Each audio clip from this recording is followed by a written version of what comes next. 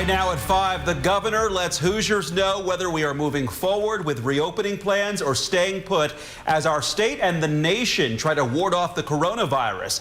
Indiana will remain at stage 4.5 of reopening. Capacity restrictions will remain in place, and the state's mask mandate is extended for 30 more days. WRTV's Stephanie Wade has our top story at 5 explaining what this all means for Indiana's plans for the November election. An unprecedented amount of people are expected to vote by mail this general election. So the Secretary of State, Connie Lawson, says they are spending much time right now preparing. A reminder, Indiana is one of just 8 states not allowing concerns over the coronavirus as a reason to vote absentee. But there are plenty of other reasons someone would be allowed to.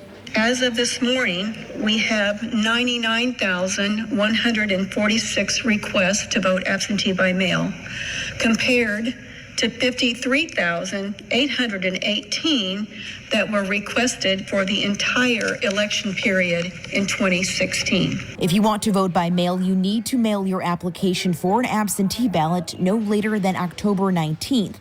And return it completed by mail to the county no later than October 27th. State officials also mentioning that Indiana has one of the longest early voting periods in the country, allowing anyone to vote early in person beginning October 6th. The Secretary of State says they will be providing PPE to poll workers and voters as well, plus disinfecting equipment. And in order to do any of this, they need more poll workers, urging people to volunteer. We're all in this together, so we'll get through it safely together too. We have the resources and the means to do so, but if you have an interest in volunteering, we want to get you plugged in. Stephanie Wade, WRTV. To see if you qualify for mail-in voting, head over to our website at WRTV.com. We have a list of acceptable reasons posted to vote by absentee. The Marion County Election Board also finalized plans for the November election today. WRTV's Megan Sanctorum is working to find out what's being done to keep voters safe and the changes you can expect to see. One of the biggest changes voters here in Marion County will see is the number of polling locations. There will be 188 sites in November compared to just 22 back in June. The full list of sites just released today, and there are some new locations, including Bankers Life Fieldhouse and Lucas Oil Stadium. This increase in polling sites will allow for social distancing and help eliminate the long lines and wait times some voters experienced in the primaries. Leaders with the Marion County Clerk's Office are also encouraging people to vote early if they can. They've added 5 satellite early vote locations across the city to increase accessibility. Those open in late October. The county experienced a challenge with a record number of absentee applications and ballots back in June. They say they've hired additional seasonal workers to process applications. Then they plan to have around 150 people working here on Election Day to count and process those ballots. For those voters who do still plan to head to the polls on Election Day, leaders say you can rest assured safety is a top priority. We will have health and safety managers at all of our Election Day Vote Center locations. Our election workers will all wear masks. They will have personal protective equipment as well. Voters will use these finger sleeves on Election Day, and we'll have hand sanitizer at all of our voting locations as well. Machines will also be wiped down between each use. Working for you, Megan Sanctorum, WRTV. The Marion County Clerk's Office tells us they have around 1,900 people signed up to work the polls. Many of them are new and signing up to do it for the first time. Their goal is to have around 2,000 poll workers by Election Day. And early voting begins around the state on October 6th in Marion County. The only location open to begin with is the City County building downtown. Early voting there runs through November 2nd. But also on October 24th, 5 additional satellite locations will be added. You will find them at Cranor Park Community Center, Lawrence Township Schools Administration Building, St. Luke's United Methodist Church, and the Perry and Warren Township Government Centers. You can vote at those sites through November 1st. We have a link to find all of the sites where you can vote on Election Day and vote early in this story at WRTV.com. Now to big news for Pacers fans. Nate McMillan is out as coach. The news came late this morning that the team fired McMillan after 4 seasons, and it comes just 2 days after the Pacers were eliminated from the playoffs in a 4-game sweep by Miami. The team issued this statement from Kevin Pritchard, president of basketball operations, quote, "On behalf of the Simon family and the Pacers organization, I'd like to thank Nate for years with the team. This was a very hard decision for us to make, but we feel it's in the best interest of the organization to move in a different direction," end quote. Sports director Dave First is giving us a look back at his impact on the team. Well, just 2 days after another Pacers playoff run had come to an end, the organization deciding to go in a different direction with its head coach. And the timing comes just 2 weeks after it had offered Nate McMillan a 1-year contract extension with another club option after that. Now, there's no doubting what Nate has done in the regular season with the Pacers. 4 seasons, 4 trips to the playoffs, leading teams that have been good, but not great. He caught the tail end of the Paul George era as the head coach in the beginning of the Victor Oladipo era, but not being able to make deep playoff runs was enough for the Pacers to make the change. ESPN is reporting tonight that the team is expected to look at Houston Rockets head coach Mike D'Antoni, who is currently in the final year of his contract. But here's what it boils down to for the franchise. Swept in the playoffs in 2017. Oladipo and the Pacers, they were able to get LeBron James and the Cavs to a Game 7 in 2018, but then swept by the Celtics last year, and then Monday swept by the Miami Heat. Nate has certainly won some games, though. He's 4th on the Pacers' all-time NBA wins list, and for his career, 661 victories with the Sonics, Blazers, and Pacers. Dave First, WRTV Sports. And new developments tonight from WRTV Investigates. A downtown spa that closed up shop says it is working on making things right for customers that still have unused gift cards. An attorney for Studio 2000 Salon and Day Spa responded to WRTV Investigates this afternoon. Harley Means says the company is working on a plan that deals with its creditors, including gift card holders. Means says their top priority is helping their 20 employees find new jobs, and that some of those workers may honor gift cards at their new place of employment. Customers reached out to WRTV Investigates because they have hundreds of dollars in unused gift cards. The company's attorney told us, quote, "Studio 2000 will keep all creditors and gift card holders informed as to its progress on resolution. Again, let me emphasize that Studio 2000 is working diligently to resolve these issues." And now to a developing story impacting hundreds of thousands of people along the Gulf Coast between Texas and Louisiana. The National Hurricane Center says Laura is now an extremely dangerous Category 4 hurricane. And forecasters say the system could deliver a 20-foot storm surge that would be unsurvivable and capable of sinking entire communities. 25 members of Indiana Task Force 1 arrived in the area this morning to be ready to assist. And we want to check in now with meteorologist Kyle Mounts to see where Laura is right now, the time of arrival on land, and potential impact on Indiana. And you were saying before the show when I was asking about it that this one's actually moving pretty fast for a tropical storm. For a tropical system, it certainly is. About 15 miles per hour here. Laura continuing to churn in the Gulf of Mexico, and there are those winds, 145 miles per hour. And as Amanda said, that makes it a Category 4 hurricane. It's only about 150 miles away here from Lake Charles, Louisiana, but already some of those outer bands making their way on shore across portions of Louisiana and the Houston area. Let's take you to Sabine Pass, Texas here, extreme eastern portion of the state, near the state line there with Louisiana. You can see the camera bouncing around a little bit. They already have some storm surge, that water coming on shore more than 2 feet above ground level there, and that's only going to get much worse. We are looking at it making it Category 4 landfall here as we get overnight tonight, early overnight hours.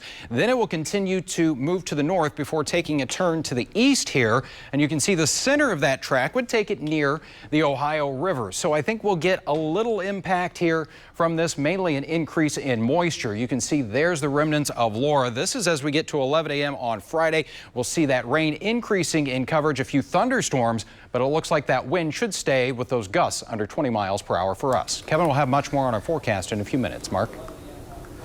Thank you, Kyle. Democracy 2020 in the race for president. We are halfway through the Republican National Convention. And tonight, former Indiana Governor and Vice President Mike Pence will speak from historic Fort McHenry to formally accept the party's nomination for re-election. ABC's Andrew Dimber reports tonight. Tuesday night, it was First Lady Melania Trump's moment in the political spotlight. We need my husband to be our president and commander-in-chief for 4 more years. The First Lady closing out the second night of the Republican National Convention on a more upbeat message than day one. Speaking from the White House Rose Garden, she helped redesign. Melania's moment on the center stage offered a more personal portrayal of her husband and the American dream. Donald wants to keep your family safe. He wants to help your family succeed. He wants nothing more than for this country to prosper. The first family was on full display at the mostly virtual RNC. Every day, my father fights for the American people, the forgotten man and woman of this country. And as expected, President Trump himself made several appearances throughout the convention ahead of his official address Thursday. Last night, he issued a presidential pardon and took part in a naturalization ceremony. But hanging over the Republicans' big week, questions about the line between politics and public service. I'm Mike Pompeo. I'm speaking to you from beautiful Jerusalem. While on a foreign policy mission abroad in Israel, the nation's top diplomat, Secretary of State Mike Pompeo, delivering a speech to the convention, violating his own directive from earlier this year that political appointees not engage in public support for a political candidate. The way each of us can best ensure our freedoms is by electing leaders who don't just talk, but who deliver. And tonight, it's Vice President Mike Pence headlining the evening, formally accepting his party's nomination to run alongside Trump in 2020, with the historic Fort McHenry in Baltimore, Maryland, serving as the backdrop for his address. It was the site of a battle in the War of 1812 that inspired Francis Scott Key to write the Star-Spangled Banner. The Biden campaign, meanwhile, responding to those RNC attacks, criticizing the convention, calling it, quote, filled with empty rhetoric. Andrew Dimber, ABC News, Baltimore. Coverage starts tonight at 7 o'clock on ABC News Live, the network streaming channel. Primetime coverage here at WRTV begins at 10 o'clock. So we gotta attack trauma where it's at. New tonight, the community effort that aims to break the cycle of trauma plaguing the city and the call to action to help young people. Can't seem to find a job that's right for you? One company that runs convenience stores is hiring more than 100 people at locations all around central Indiana. We have the details.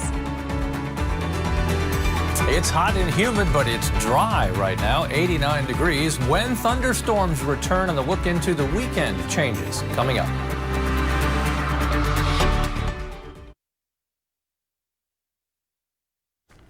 Checking today's numbers and the spread of coronavirus around the state. Nearly 1,000 more Hoosiers have tested positive for the coronavirus.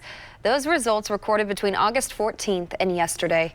The overall positivity rate remains at 8.7%, but the 7-day positivity rate has dropped again to 6.6%.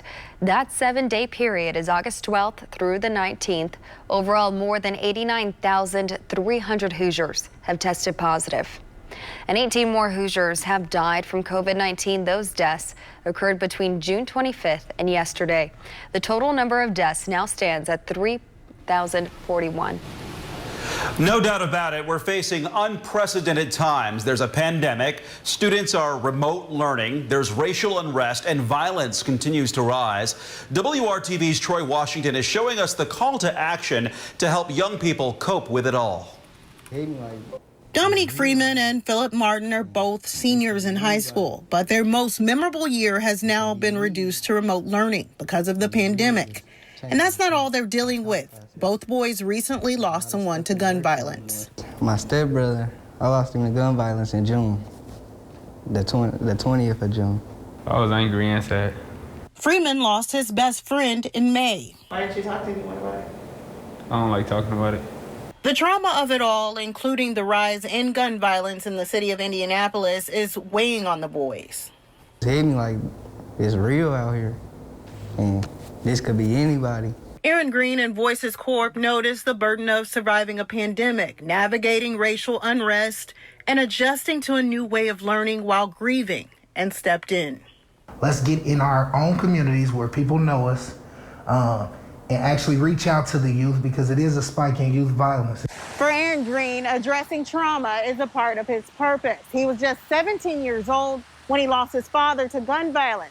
His dad was killed by a 17-year-old.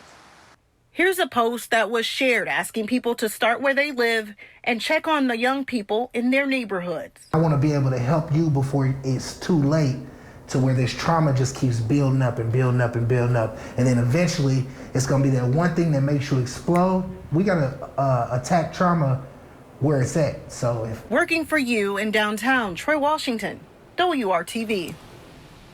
And WRTV has more information on resources for youth impacted by trauma. Learn more when you read this story at our website, WRTV.com.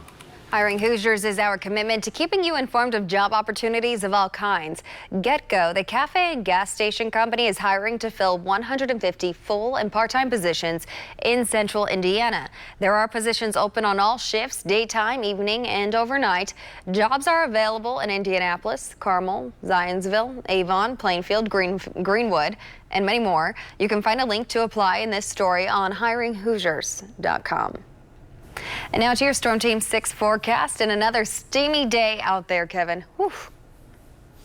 Yeah, the humidity's going nowhere until Sunday. That's the day that will feel much better. We've got to talk about humidity. Thunderstorm chances increasing. Kyle mentioned the impact in southern portions of the state and then really south of the Ohio River of Hurricane Laura, and then also the change in humidity that's coming our way. As far as our rain chances, we're dry now. We'll be dry this evening. If we see any pop-up shower or thunderstorm in the viewing area, it would be extreme southwest toward Vincennes, maybe Bedford, but closer to Evansville, really. Our probability of rain goes up over the next 2 days, then it decreases as we go through the weekend, and you'll also notice the change in humidity as well. I'll mention with the thunderstorm chances Friday, the Severe Weather Storm Prediction Center has put northern half of the state into slight risk for severe storms, marginal or low risk southern half of the state. Damaging wind would be the main threat from any of the stronger storms, and heavy rainfall would accompany thunderstorms as a result of that very high humidity. There are the current thunderstorms down along the Ohio River, as you can see from Carbondale, Illinois toward Evansville, Paducah, Kentucky, the southwest portions of the state. 93, that's the oddball temperature kind of. They stick out right now. 93 in Lafayette, 89 in Indianapolis. Look at the heat index values. In the triple digits, as you can see in Greencastle, it feels like 94 in Indy. We don't cool off at night until we get to Sunday and Monday. That's when we'll take temperatures that are in the 70s now and enjoy some upper 50s for overnight lows. During the day tomorrow, scattered thunderstorms could happen as early as 7 to 8 a.m. and then continue into the afternoon hours. High temperature of 88. There's your morning chance for a shower or thunderstorm. You can see the color around the metro area. Put it in motion. These are not widespread, but again, anytime we see a thunderstorm could have some heavier downpours as a result of the high humidity. Temperatures as we go into the afternoon hours probably end our string of 90-degree days. Today was a third straight day of 90-degree temperatures or warmer. We'll just miss that during the day tomorrow. Friday, scattered thunderstorms around. Again, the track of Laura not set in stone, but right now it seems like the bigger impact will be south of central Indiana. We'll continue to monitor that. Temperatures a lot more comfortable over the weekend. Cool temperatures on Sunday and Monday morning compared to where we're at now. They'll be in the 50s with the humidity very low. Low chances of rain next week with temperatures again around 80 degrees. All right, Kevin, thank you. The cast and creators of The West Wing will get back together to encourage people to vote. A West Wing special to benefit Michelle Obama's When We All Vote will stream on HBO Max this fall. All the big names from the series will be back. Rob Lowe, Martin Sheen, Bradley Whitford, and Allison Janney. It will be filmed in Los Angeles in early October. Producers say the shooting will be done using COVID-safe protocols. The show's creator, Aaron Sorkin, will write the new material. Hey, The West Wing ended its original run in 2006, by the way. Clear the runway for the Girl Scouts. The organization unveils a new look for their members' uniforms. And tonight, we're learning more about the mastermind designers behind the new threads. Next.